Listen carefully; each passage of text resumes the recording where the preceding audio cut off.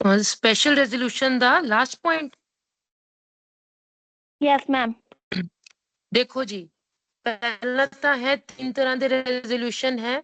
First तो है ordinary resolution, then है स्पेशल रेजोल्यूशन, फिर है रेजोल्यूशन रिक्वायरिंग स्पेशल नोटिस। ठीक है, हुन ऑर्डिनरी रेजोल्यूशन दी सेक्शन क्या है? 114 सबसेक्शन 1, स्पेशल दी 114 सबसेक्शन 2, स्पेशल नोटिस दी 115। ऑर्डिनरी रेजोल्यूशन दे ਆਪਾਂ ਨੇ ਉਹ ਪੜ ਲਿਆ ਕਿ ਆਰਡੀਨਰੀ ਬਿਜ਼ਨਸ ਕਿਹੜੇ ਕਿਹੜੇ ਹੋਣਗੇ। ठीक है, नीड नॉट टेल अगेन, दो तीन बार रेजोल्यूशन ऑर्डिनरी रहता जाएगा जदों those member who are in the favor of resolution exceeds the votes of those members who are against the resolution. Clear है या नहीं?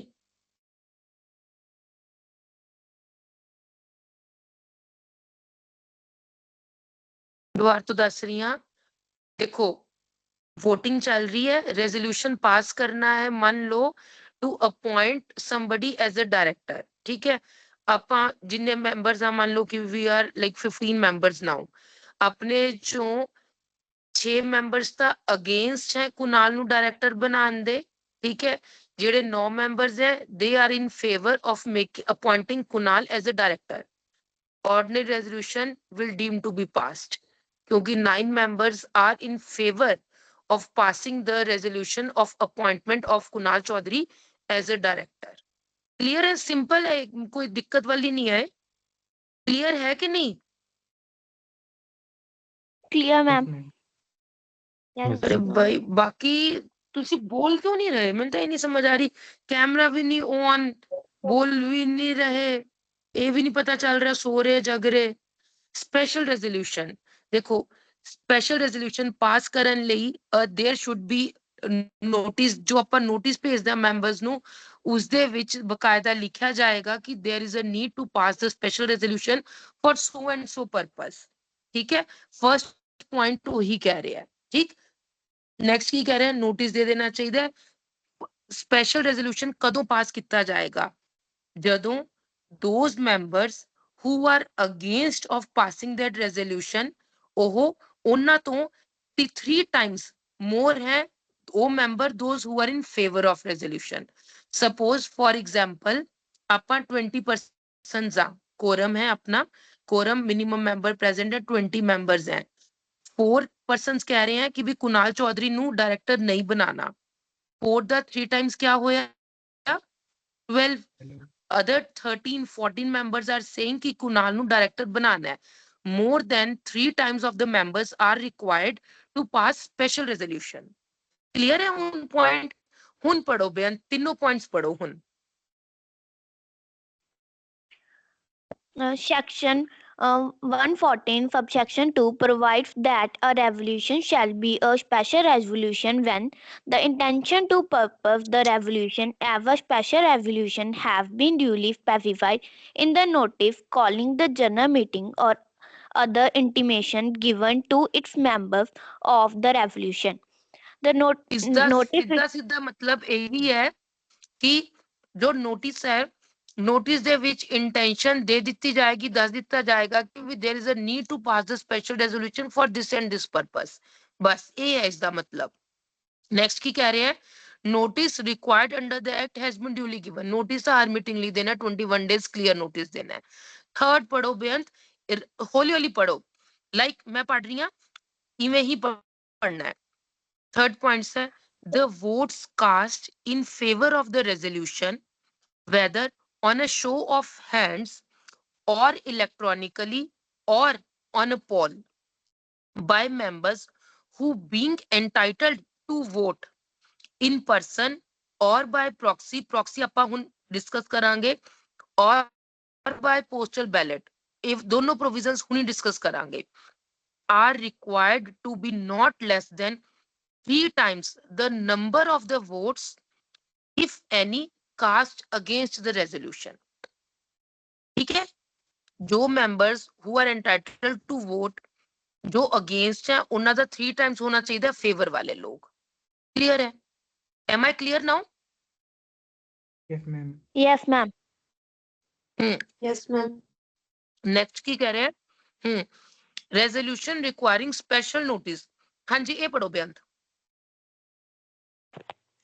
Section 115 provides that whereby any provision contained in the Act or in the articles of a company, special notice is required of any resolution. Notice of the intention to move such resolution shall be given to the company by such number of members holding not less than 1% of the total voting power or holding share on which such aggregate sum not exceeding 5 lakh, as may be prescribed, have been paid up. The company shall give its members notice of the resolution in the such manner as may be prescribed. रुक जाओ, ਇਹ ਤੁਸੀਂ ਸਭ ਨੇ ਪੜਿਆ ਇਹ ਵਾਲਾ point? ਸਮਝ ਆਇਆ ਕਿਸੇ ਨੂੰ? ਤਾਂ ਮੈਨੂੰ ਸਮਝਾਓ ਇਹ ਕੀ ਕਹਿ ਰਿਹਾ ਹੈ। ਦੋ ਵਾਰੀ ਪੜੋ, ਤਿੰਨ ਵਾਰੀ ਪੜੋ, ਕਿਸੇ ਨੂੰ ਸਮਝ ਆਇਆ?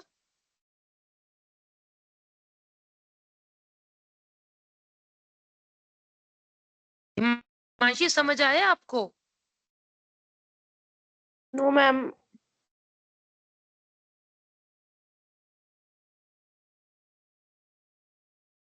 तुषिता?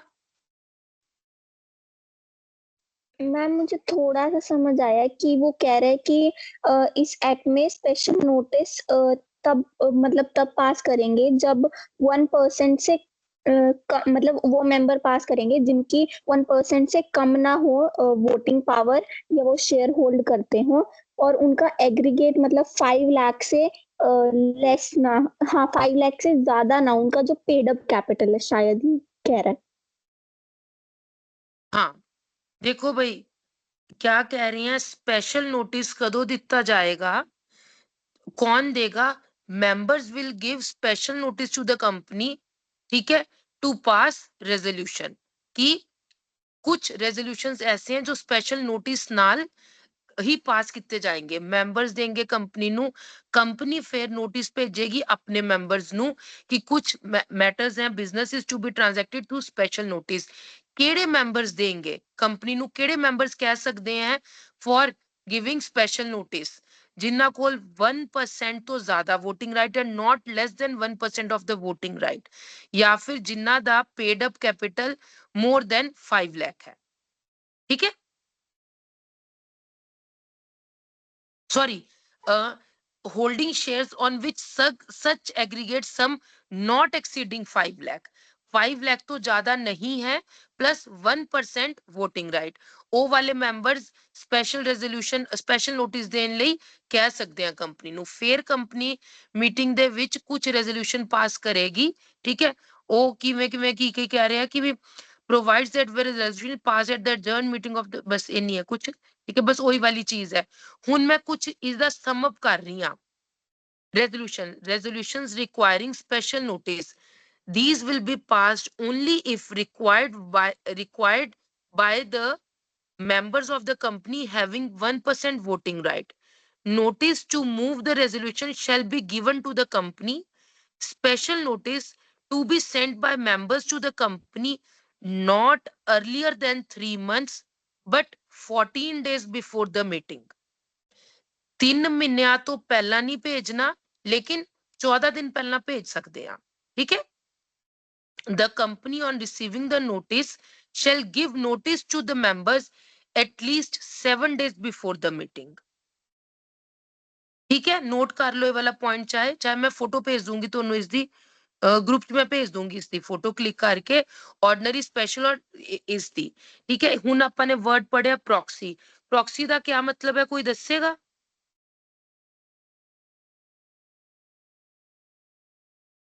प्रॉक्सी ਦਾ क्या मतलब है, पता ही होना चाहिए ਤੁਹਾਨੂੰ वैसे।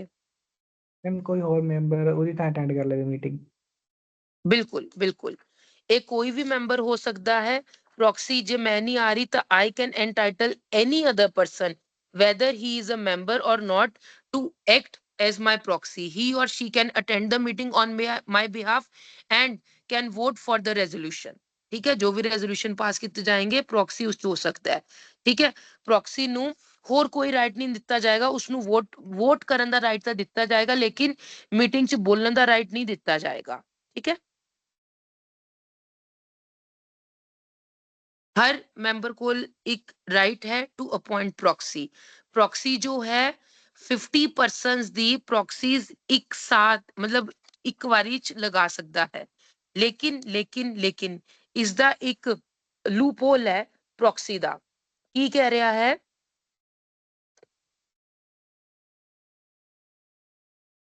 जिस मैंबर को 10% तो ज्यादा वोटिंग राइट है उस दी प्रॉक्सी केवल और केवल एक सिंगल पर्सन लगाएगा। मैं दोबारा तो रिपीट कर रही हूं, पेज 428 कट लो अपना, 428 ऊपर सारी लाइन वही है। जो भी बंदा प्रॉक्सी अपॉइंट करेगा वो वाला उस पेपर उस इंस्ट्रूमेंट कहने हैं पेपर नु, लाइक मैं किसी कंपनी दी शेयर होल्डर हाँ, मैंने नहीं जाना, मैं रमन नु कह रही हूं कि मेरे बिहाफ ते रमन चली जाएगी, ता कंपनी नु बकायदा इंटीमेशन आई विल सेंड। ठीक है, and that paper will be called as instrument, जिसनु आपां उरे रेफर कर रहे हैं कि कंपनी नु कहा जाएगा कि Raman is my proxy, she will attend meeting on my behalf and she has the full right to vote in favor or against the resolution।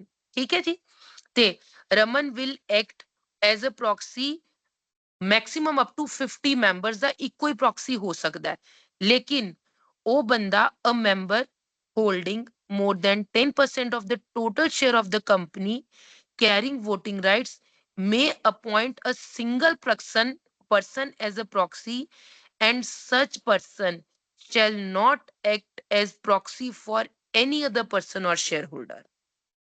Clear है वाले पॉइंट? क्लियर है? Yes ma'am. मैम एक बार रमन दस और दो। बेअंत, प्रिया क्लियर है? Yes ma'am ma'am. एक बार दोबारा रिपीट कर। एक मिनट, प्रिया क्लियर है? प्रिया यू टेल नाउ।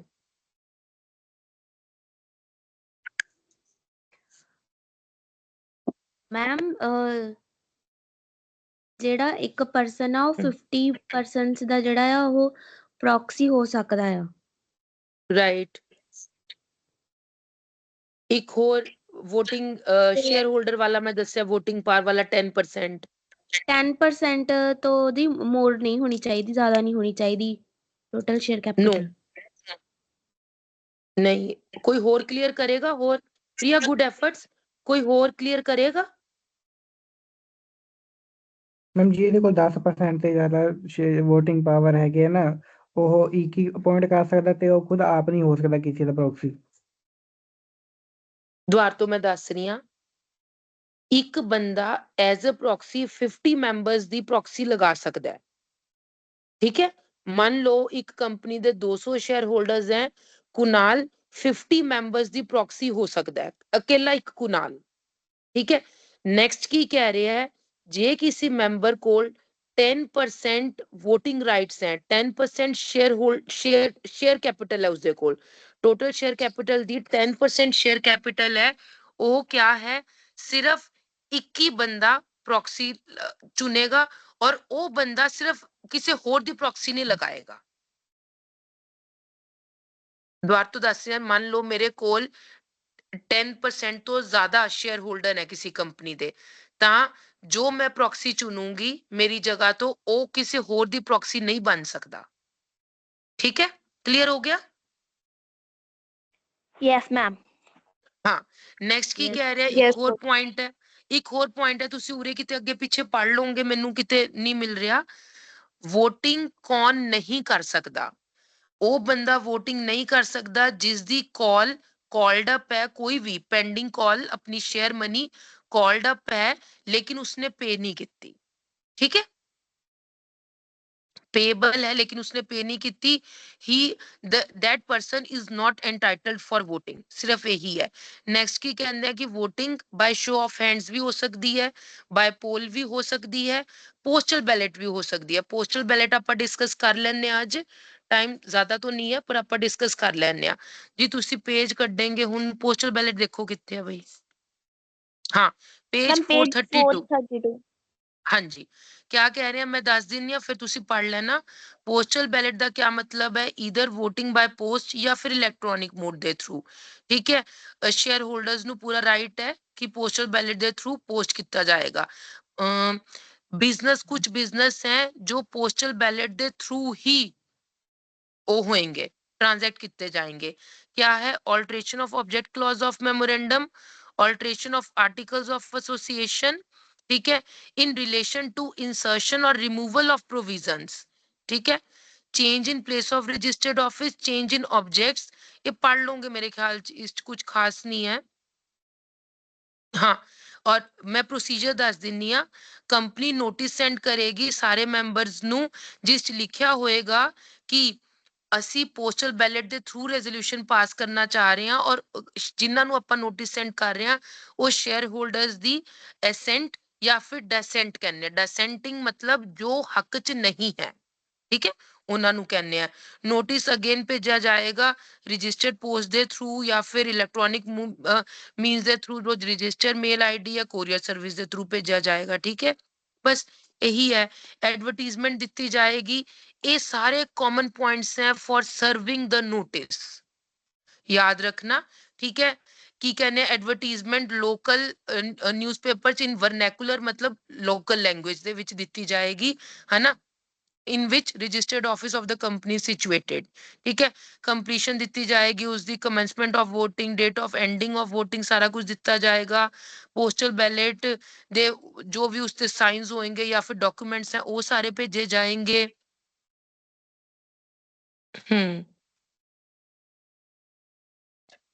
ਸਕਰੂਟਨਾਈਜ਼ਰ ਉਹ ਬੰਦਾ ਕਿ ਜੋ ਵੀ ਸਕਰੂਟਨੀ ਕਰੇਗਾ ਜਦੋਂ ਵੋਟਸ ਰਿਸੀਵ ਹੋ ਜਾਣਗੀਆਂ। ਦਿਸ ਇਜ਼ ਵੈਰੀ ਈਜ਼ੀ, ਤੁਹਾਨੂੰ ਪੜ੍ਹ ਲਓਗੇ ਹੁਣ ਸਮਝ ਆ ਜਾਏਗੀ। ਹੁਣ ਨਹੀਂ ਮੇਰੇ ਖਿਆਲ 'ਚ ਕੋਈ ਦਿੱਕਤ ਆਏਗੀ ਇਸ 'ਚ, ਕਿਉਂਕਿ ਮੈਨੂੰ 3-4 ਬੱਚਿਆਂ ਨੇ ਕੁਐਰੀਜ਼ ਭੇਜੀ ਸੀ ਕਿ ਇਸ ਤੇ ਥੋੜਾ ਜਿਹਾ ਕਰਵਾ ਦਿਓ, ਤਾਂ ਮੈਂ ਇਸ ਲਈ ਥੋੜਾ VOTING ਵਾਲਾ ਅੱਜ ਟੱਚ ਕਰਤਾ। ਹੁਣ ਆਪਣਾ ਇਸ ਦੇ ਨਾਲ ਇਹ ਸਾਰਾ ਕੁਝ ਖਤਮ ਹੋ ਗਿਆ ਹੈ। ਲੇਕਿਨ ਮੈਂ ਥੋੜਾ ਜਿਹਾ ਤੁਹਾਨੂੰ ਡਾਇਰੈਕਟਰਸ ਔਰ ਇੰਡੀਪੈਂਡੈਂਟ ਡਾਇਰੈਕਟਰ ਦਾ ਵੀ ਦੱਸ ਦਿੰਨੀ ਆ। ਤੁਹਾਡੀ ਬੁੱਕ 'ਚ आई डोंट नो कितने होएगा जी, नोट करेंगे इंडिपेंडेंट डायरेक्टर्स दी सेक्शन है 149। इंडिपेंडेंट डायरेक्टर्स दी सेक्शन है सेक्शन 149। ठीक है, इंडिपेंडेंट डायरेक्टर होएगा ही होएगा company they which with effect from companies act 2013।